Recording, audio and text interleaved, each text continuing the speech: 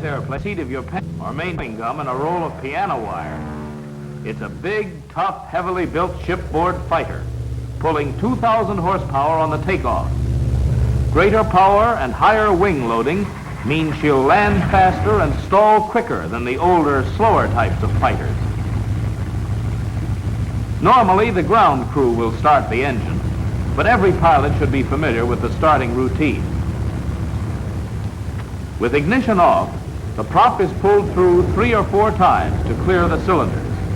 A cartridge is placed in the breech of the starter, which is reached through a door in the accessory compartment.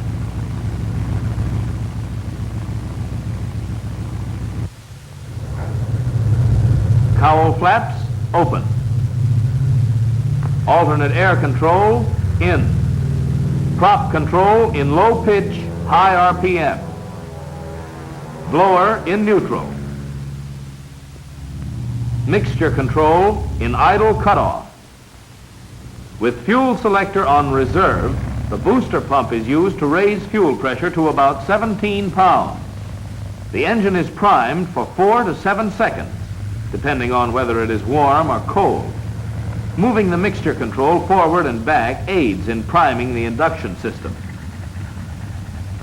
And the cartridge starter, energized by means of the switch on the distribution panel, must be held on until the engine runs smoothly, as it also controls the ignition booster.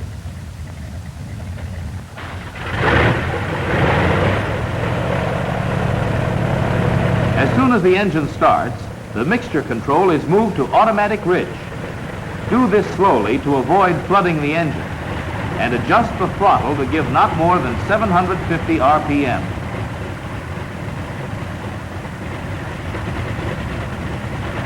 The wings are spread by moving the hydraulic control lever to the spread position.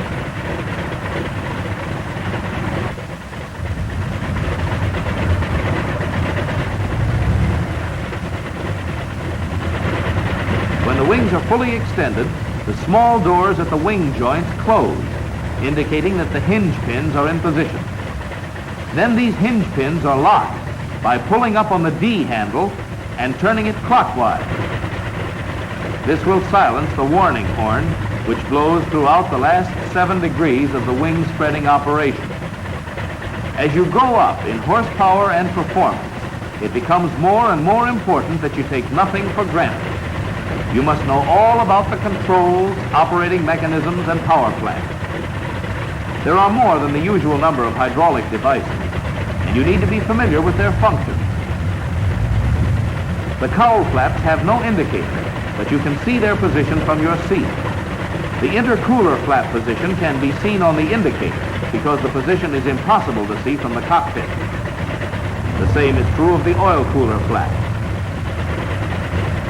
The three-point attitude of the airplane on the deck will vary depending on whether the tail wheel has a pneumatic tire or one of solid rubber. The latter brings the tail somewhat closer to the deck, but with the pneumatic tail wheel, the airplane rests at approximately the stalling angle of attack.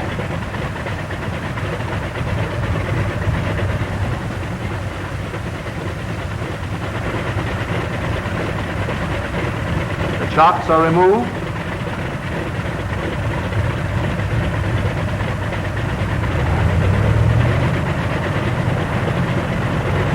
Brakes released, and you're ready to taxi away from the line.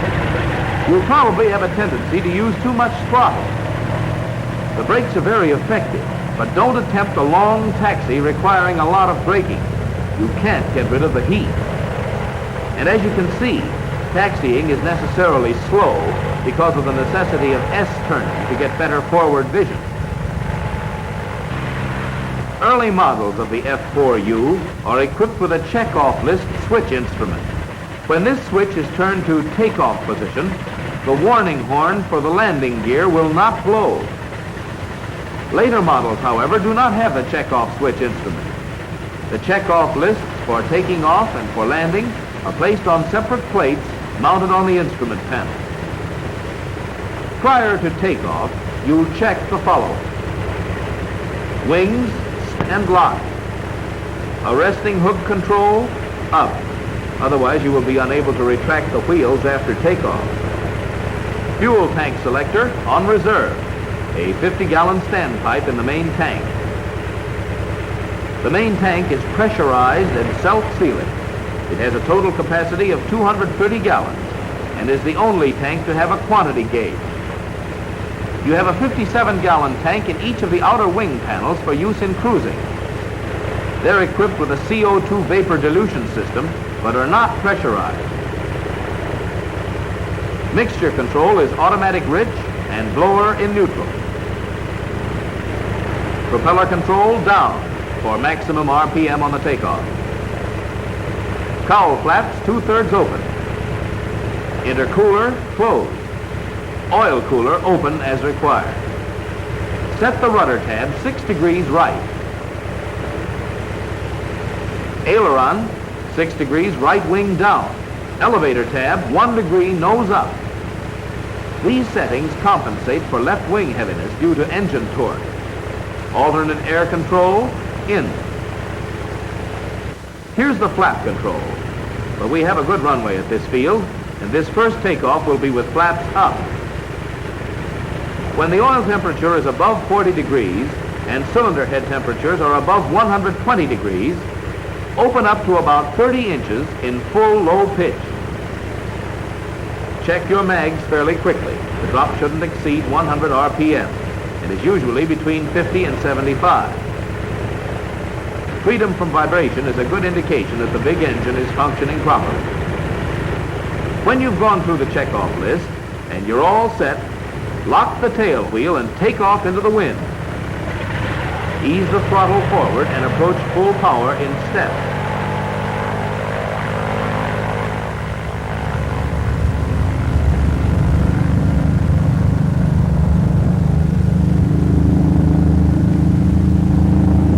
Notice that the pilot did not pull the airplane off. He avoided a stall position by flying off the field. She'll take off very nicely with 45 inches and 2,700 RPM, but you can pull up to 53 1/2 inches if you need it. Don't take off until you have enough speed. If you do, you'll have some deficiency of aileron control and left wing heaviness. After reducing throttle and RPM to the desired setting, pick up the wheels.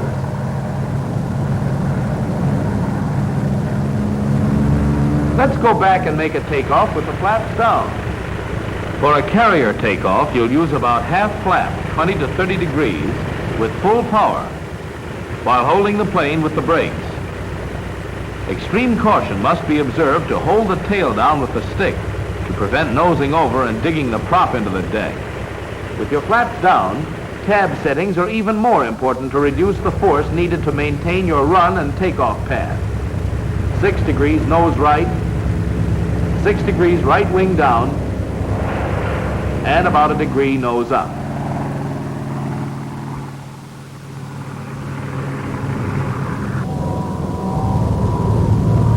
After you have retracted the landing gear, when you have 110 to 120 knots, bring the flaps up in easy stages, about 10 degrees at a time. This way you can control a flap failure and you won't lose altitude. You can maintain your altitude and climb.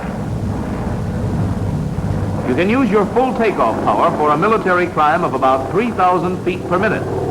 But after 5 minutes, you must throttle back to normal rated power for continuous operation. 43.5 inches at 2,550 RPM in neutral blower. With this power setting, your rate of climb will be about 2,000 feet per minute at a best climbing speed of 125 knots. At about 8,000 feet, you will have lost about 3 inches of manifold pressure. If you want to continue the same rate of climb, you must throttle back 3 to 4 inches of mercury, open the intercooler flaps, and shift to low blower. Increase your manifold pressure to 47.5 inches and keep climbing. You can carry this power up to 13,500 feet, where again you will note a loss of about 3 inches of mercury. If you want more altitude, throttle back to lose an additional 3 or 4 inches and shift to high blower. followed by 48 inches of manifold pressure. Always keep your intercooler flaps about 1/2 open when using low or high blower to maintain intake mixture temperatures within safe limits. A red warning light will indicate excessive temperatures and warn you to reduce power. Open the intercooler flaps wide and, if necessary, shift to a lower blower. Use automatic bridge for all your climbing and maneuvering. You're using a lot of power, and if your mixture is not rich enough, there's danger of burning up the engine. Use a partial power climb if the tactical situation permits. Around 135 knots is about the best indicated speed. The cylinder heads have a rather high limitation, 260 degrees, and this should be used with caution. Oil temperature shouldn't exceed 95 degrees. Let's level off for cruising. In the combat overload condition, you can carry 344 gallons inside and 160 in the droppable belly tank, a total of 504 gallons. Refer to your pilot's handbook frequently for data on fuel consumption. If you use military power, you'll burn 275 gallons an hour. Rated power, over 200. Maximum cruising condition will be in automatic lean, 2,330 RPM, 32 inches in neutral blower, below 14,500 feet. This condition will burn about 100 gallons an hour. Recommended cruise is automatic lean, 2,150 RPM, 29 inches in any blower, using about 80 gallons per hour. You can cut your RPM down to 1,350 at 29 inches and reduce the gas consumption to about 45 gallons an hour. With this low power, your 2-to-1 reduction gear will be turning the prop at 675 RPM, and the Corsair will hum along like an oversized sewing machine. Burn up your wing tanks first. They have no gauges, remember. And begin with the left one. That's the wing which stalls first due to the torque reaction of the engine. Now that we've attained a safe altitude, let's explore the stall characteristics of this airplane. We're going to stall with power off in the landing condition. With the flaps at 30 degrees, she'll go at around 77 knots and go quickly. Regain control as quickly as possible, and you'll run no chance of trouble.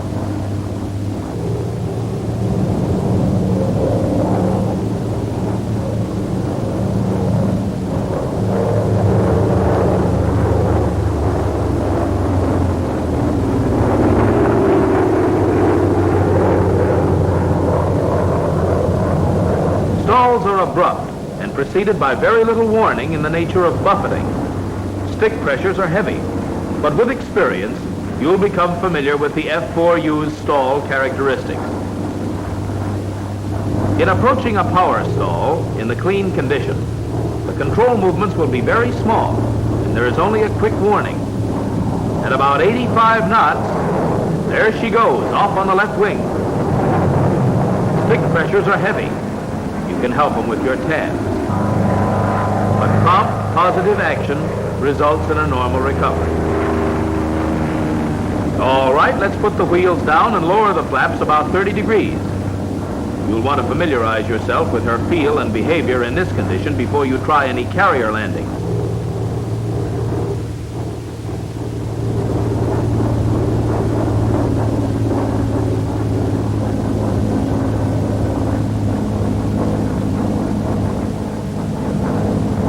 With power on, she stalls a few knots slower, with an incipient spin to the left. Again, prompt action and normal technique bring about normal recovery.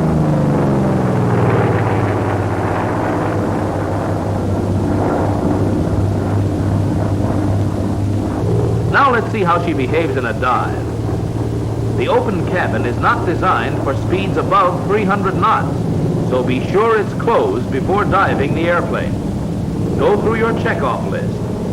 To extend the landing gear for diving, don't use your landing gear control or you'll lower your tail wheel, which won't stand up to high speed.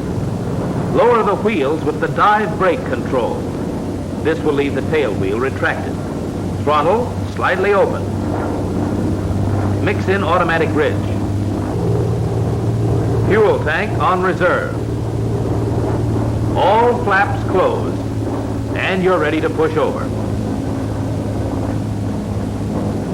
Make your corrections early in the dive and don't let the engine rev at 3060 for more than 30 seconds. Don't exceed the speed and acceleration restrictions placed on this airplane by current technical orders.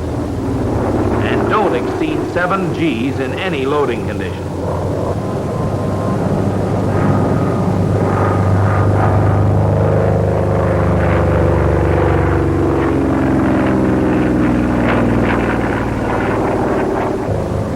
At speeds below 175 knots, you can shorten the radius of a turn by lowering your flaps to not over 25 degrees. They're not to be used in diving or in pullouts, but were designed for possible use in increasing maneuverability at slow speeds and to assist in taking off and landing. However, it would be poor tactics to try to dogfight with any airplane with superior maneuverability. Use that reserve power and get out of there. The Corsair is not restricted as to acrobatic maneuvers, such as the loop, which may be entered at a speed of about 210 knots.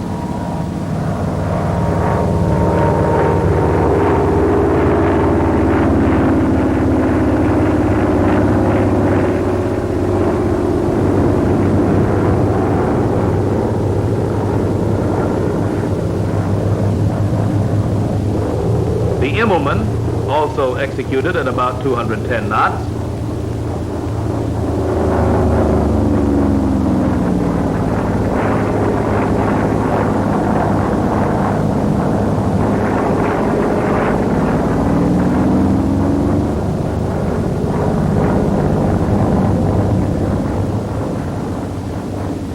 And the slow roll, which may be performed at a speed of approximately 180 knots.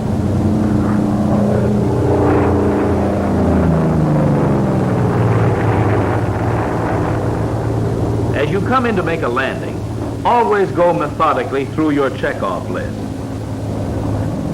Keep in mind that the airplane in the three-point position on the ground is approximately in the stalling angle of attack. If you pull the tail down beyond this, the airplane will stall drop the left wing and make a rough landing. Flaps will normally be down about 30 degrees. Come in with power and make your first landing slightly tail high. You may notice the left wing getting a bit heavy, but you can set her down on 2 points and use the rudder to maintain your direction.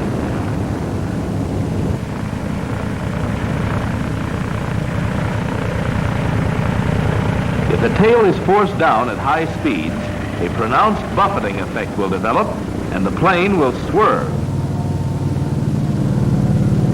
However, when the tail is held up by forward pressure on the stick, the buffeting effect will be slight and swerving will be minimized.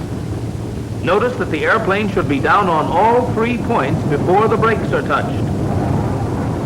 You can't see directly ahead, and therefore you must be doubly alert to maintain your path. Normal technique with the brakes will maintain your direction, and experience will bring competence in any flap setting.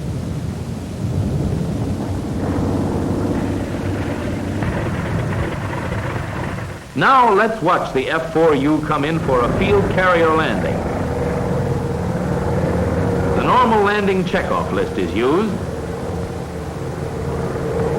but for this type of landing, flaps are fully extended. As you approach the mat, keep your eyes on the signal officer. Slightly fast, he wigwags. Now, a little low. When he gives you the cut, close the throttle, break your glide, and set her down.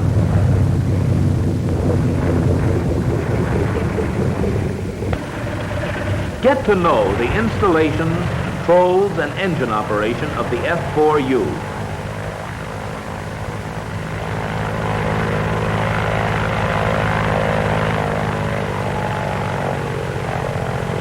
Familiarize yourself with her takeoff and landing habits and rather abrupt stalling characteristics.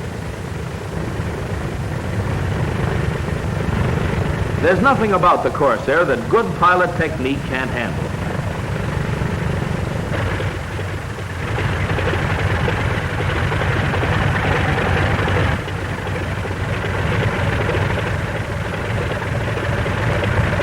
There's plenty of guts in her engine and plenty of sting in her gun.